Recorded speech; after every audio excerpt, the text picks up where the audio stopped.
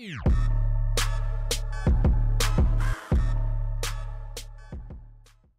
yo, what's up and welcome. I'm the one and only West Coast King, and welcome back to the Galacticos series here in MLS, where we are set to start season number 2 today. However, before we get into that, small change is going to be made to this series.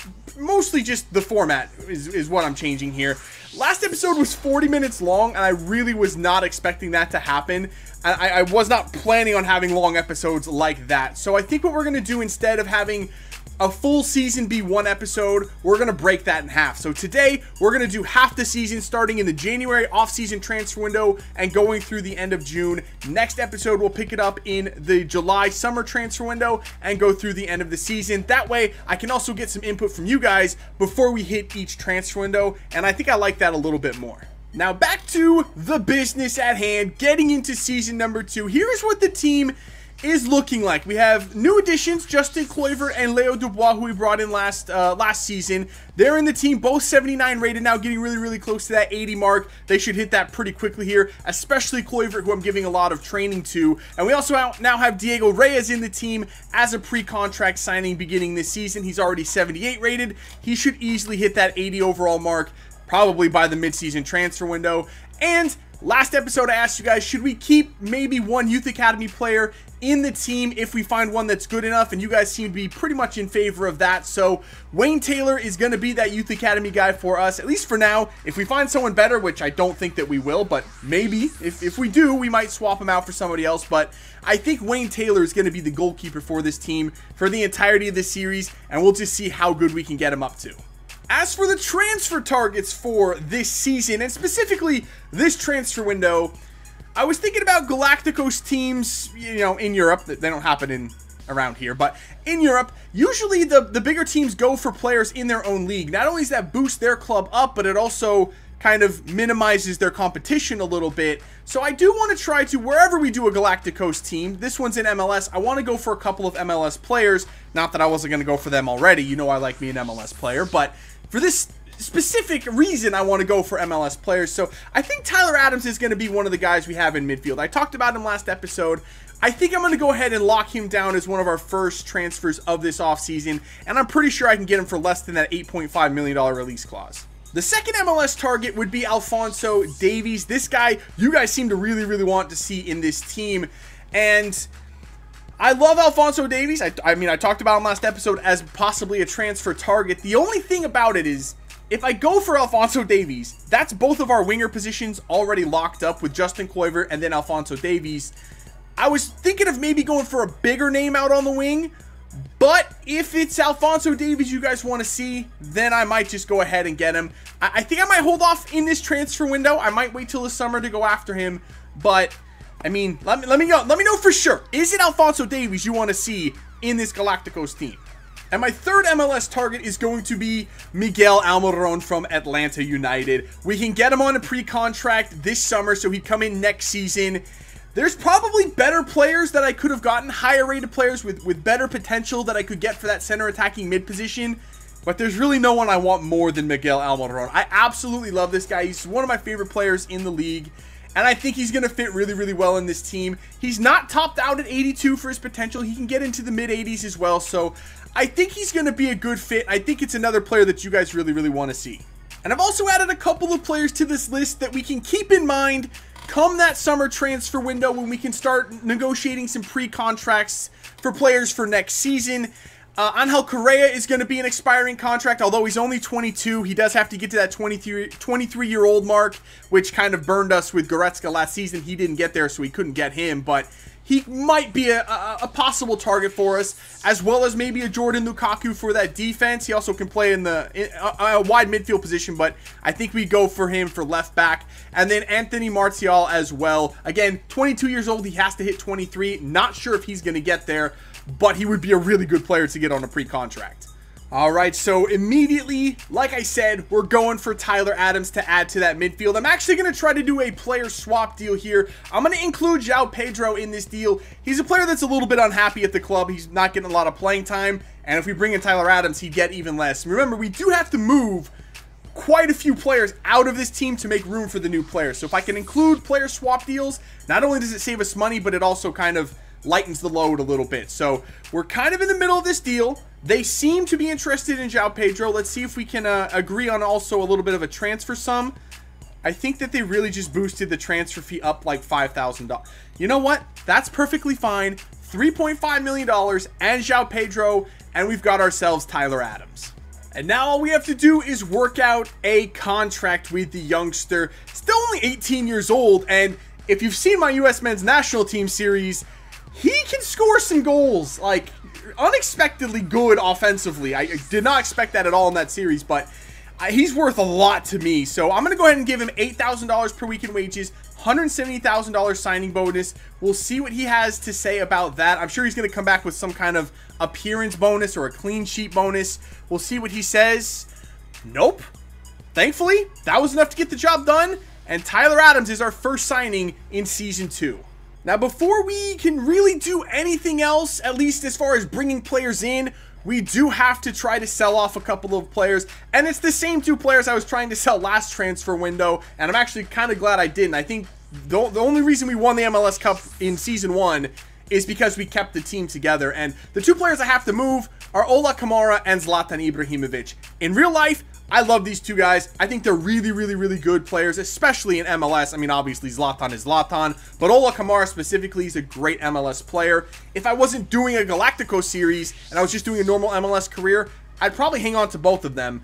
But because we're doing a Galacticos series, we do have to move both of these players. So hopefully, fairly quickly here, we can get some offers in. And after about 3 weeks of no offers for any of our players, I got a little impatient, so I'm just going to start negotiations with AC Milan for Patrick Cutrone here. And I'm going to include Zlatan in this deal. It makes it easier for me to let him go, as Milan's one of his former teams, so I'm a little bit more comfortable with that. We just have to work out a fee on top of Zlatan. So they wanted 17 something plus Zlatan. I'm going to go 14.6. Let's see if that is a sufficient offer. And okay, all right, Zlatan plus 14 million for Patrick Cutrone. I think that's acceptable. And now for the real tricky part, and that is the contract. And this one's gonna cost us quite a bit, but it's the striker position. Arguably, it's the most important position on the pitch. You don't score goals, you don't win games. This guy's gonna have to bang a lot of goals for this price tag. He's on 86,000 per week in Italy. He wants 105K per week to come to Los Angeles, plus 1.4 million up front as a signing bonus, and another 1.1 million on top of that after 10 appearances. That is a lot of cash. And you know what? Again, I don't like that appearance fee. I'm not comfortable doing those types of deals.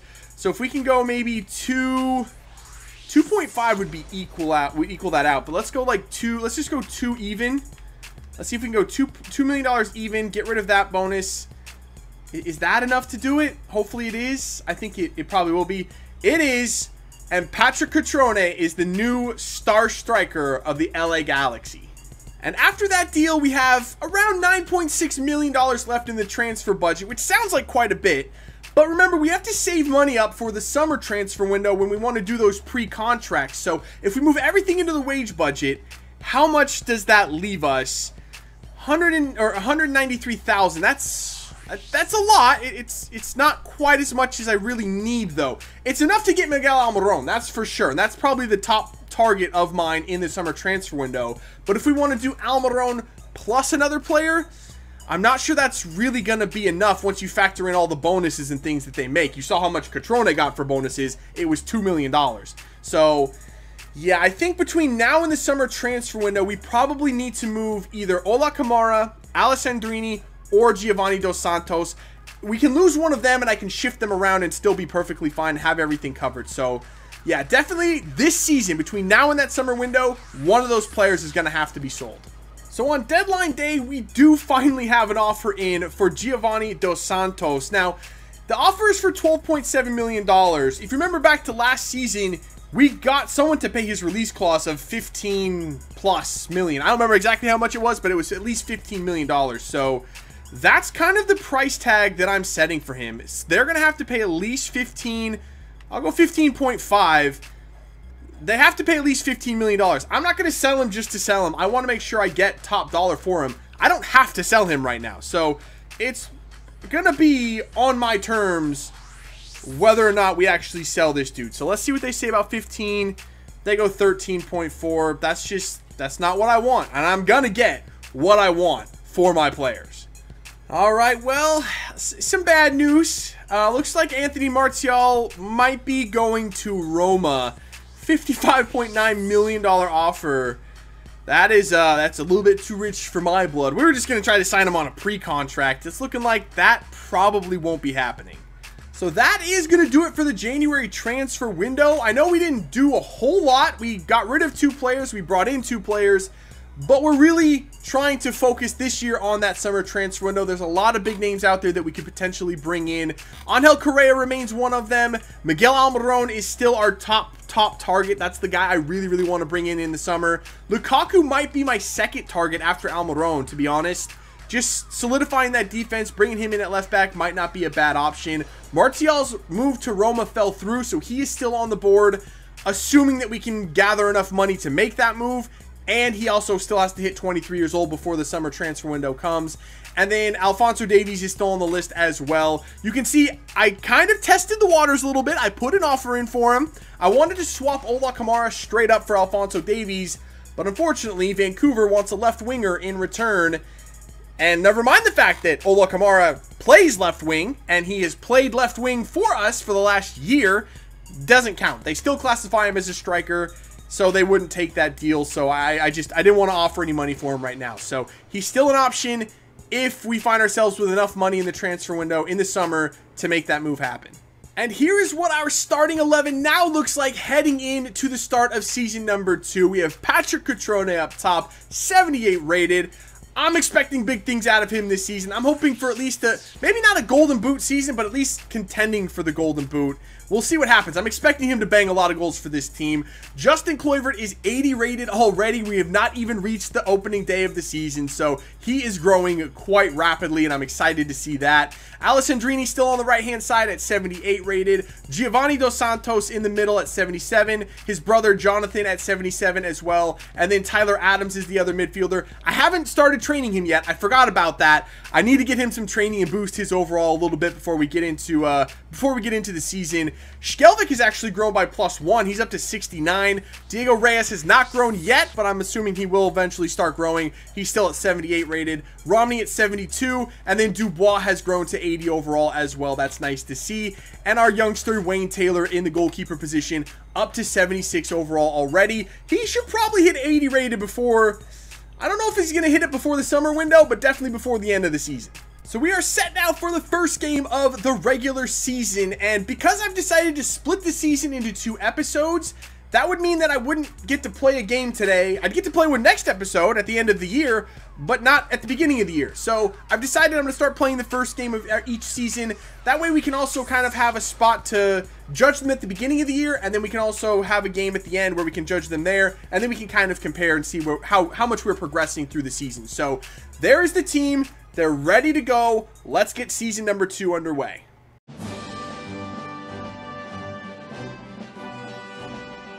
All right, here we go, boys. Season number 2 is underway, and with no Zlatan, I know he was only here for a year, but it's kind of the start of a new era. The Galacticos are starting to take shape. Oh my goodness, the passing from Philadelphia to start this game, holy lord. Sapong inside. Ooh, Wayne Taylor already asked to make a save early. That was, wow, that could have been bad early on for us. But actually, we might be through in a counterattack here. Alessandrini on this. He's going to look for Cutrone. Almost found him in the middle, but Blake comes out and makes a good punch away. Oh, that was a really good ball for Herbers. Woo! What a play by Philadelphia to start this game off. We're 16 minutes in. That was so good. I can't even be mad at that. And Wayne, you had no chance, my dude. Don't hang your head on that one. Ain't nobody saving that. That was banging the upper 90 by Fabian Herbers. The ball, the vision by CJ Sapong to find him was great. The finish. was world class. And we're down 1-0 early in this one. This Philadelphia team, there's no space in there at all. I can't find a pass inside to save my life. Here we go. Tyler Adams, that was supposed to be to Cutrone, but that's okay. Alessandrini, we're just going to keep possession here. Keep moving the ball. Now we're finding some space. Here comes Skelvik. Inside. Across for Alessandrini. Back across for Giovanni Dos Santos. What? Yo, Philadelphia's play was good. Ours was better. And we have equalized before the half-an-hour mark through Giovanni Dos Santos. Wow, the offense in this game has been stunning. What a ball by Skelvik to find Alessandrini. First time knockdown pass in the middle for Dos Santos was perfect. And the finish was exquisite on the half volley. Not an easy finish. And he just bangs it in the back of the net. Okay, 1-1, game on in Philadelphia. Up for Derek Jones. Dokal. Back for Jones. Ball across. Woo, Dubois. He got there a fraction of a second before that ball reached the winger. Here we go. Ball. Skelvik. Everything is going through this side.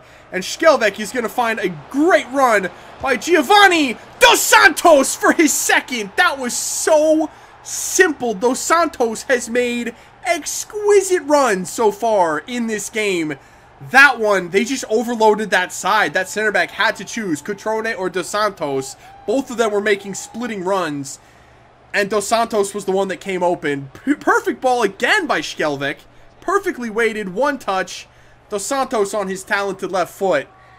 Wow. Boy, Skelvik almost had that tackle right there in the midfield. That'd have been another counterattack. We might have one here. Reyes gets to that ball. It's up for Cutrone, who plays it for Giovanni. Giovanni waiting for Kluivert. He's late arriving, but he does get there. Kluivert holds it. Oh, I wanted Cutrone. Yo! I wanted Cutrone to make the run far post. He stopped at the top of the box, but Giovanni Dos Santos almost scored a bicycle kick for his hat trick. That would have been special. Let's actually work some possession here. Skelvik outside, bringing it forward. Holding it up, back in there for Kitchen. Another pass here, another one out wide. Now we've got some space. Alessandrini's in acres of space. He puts the ball across. Cutrone misses the first one, but he gets the follow-up. There was the more patient build-up play, working it side to side. That's how we scored our first goal of the match, and that's how we're going to get the third one as well. This time it comes up the other side. Alessandrini, good ball into Cutrone, perfect positioning, shielding off the defender. Missed the first time finish. That's okay, stuck with it. Gets the follow-up. He's got his first goal in Los Angeles, and hopefully there are many more to come. Can we get this ball to Alessandrini? We do. Alessandrini out wide, and now inside. Beautifully worked. Giovanni Dos Santos for his hat trick. He had so much more time. He could have taken an extra touch, really set himself, and finished that thing easily far post. Oh, that's so unfair. He should have had a hat trick in this one. And Dos Santos, what's he doing? What, did he shoot that? We still have it, though. Cutrone, trying to turn with it. Cutrone lays it off for Ola Kamara. Okay, I'm not sure what Cutrone was doing in there. I don't know if he was shooting. I was trying to shoot. I don't know what happened there, but he stayed with it forever and eventually got the ball to Ola Kamara, who finishes to make it 4-1 in stoppage time. I tell you what, after we gave up that first goal, we started playing chess. Philadelphia's still playing checkers. They are not up to our standards. There is the final whistle. I say that Philadelphia's not up to our standards. That's kind of the point of the series, though. I might have been a little bit harsh. Nobody's going to be up to our standards. I don't know if anyone is at this point right now, but certainly not by the end of the series anyone's going to be even close. So, yeah, it's that kind of results to be expected, especially if I get in the control seat and I'm the one playing with them. We're going to dominate games like that. So, I was a little stunned at the beginning that we went down 1-0, but the fight that the team showed was very impressive, and I'm just disappointed Giovanni Dos Santos didn't get a hat trick for himself. And so now the first 2 months of the season are in the book, so we can go ahead and have a look at the results. You saw this one, the season opener, 4-1 on the road against Philadelphia. I was hoping that would set the pace for the Cali Classico. We'd go in and handle business. Unfortunately, that just didn't happen. We drew 1-1 at home against San Jose. I think we've only beaten them one time in this series, and we've drawn all the other games. It's a little bit ridiculous. And then we went on the road to New York and drew 1-1 there. That one's a little bit more understandable. They're a pretty good, decent team. And then we got a 1-0 result on the road at Providence Park in Portland. That one's pretty impressive. Then we got into US Open Cup play. 3-0 win against Houston, and then we came back home and we won 4-0 against Minnesota. Damn, we scored 7 goals that week and gave up none. That's a pretty decent week right there. That's a good week at the office. Then we went on the road to Salt Lake and drew 2-2. Back to the US Open Cup, we beat Colorado 2-1, and then we finish off the month of April with a 3-1 win against Vancouver. So we move on now to the months of May and June. We start off with a 2-1 victory on the road against New England. Come back home, we got a 3-0 victory against Columbus. 1-1 draw at home against Atlanta. That's a tough one. We drew 1-1 on the road last year against them. Same result at home. They're a tough team to play, so I can't really argue too much about that one. We stay at home. We beat Dallas 1-0 there. Another home match. This one a 4-0 win over Sporting Kansas City. That's pretty impressive considering they were top of the conference last year. They finished in the top spot. That's a good victory for us. And then with a 1-0 victory against Portland at home as well. Then we go on the road and draw 1-1 against Colorado. Those are the draws that really get to me. Colorado's not a good team. We should be beating them. Instead, we drop points there. But then we come back home and we get a big 3-0 victory against Seattle. That is huge. Last 3 games here, we have Toronto on the road, 1-1 draw. Again, I feel like we should have won that one. And then a 0-0 draw against New York. They were a good team last year. That one's a little bit more acceptable. But then we get our first loss of the season. On June 13th, our first loss, it comes on the road against Houston. But despite that loss, we are sitting in first place. No surprise there. We only have 1 loss. So we're 6 points clear of Seattle with 2 games in hand. And this is the point in this series where things are probably going to start to get out of hand. I just don't see us losing many matches with a team that we already have. And we're going to continue to get better. So throughout the rest of this thing, at least the rest of this season, we should see our team start to run away with the Western Conference. In the East, we're actually still behind Atlanta. So that 1-1 draw is looking a little bit better and better by the second here. So yeah, Atlanta's always a good team though. Hopefully, we'll be making them a little bit worse if we can acquire Miguel Almiron for next season. And speaking of bringing in players, obviously we're starting the next episode with the summer transfer window. And here's what the squad is looking like for now. We have Catrone up top. We're not looking for another striker. Kluivert set in one of the winger positions, but he can play the left or the right, so we still have a lot of flexibility there. We have Tyler Adams set in one of the midfield spots, so we're still looking for another midfielder next to him, as well as a center attacking mid.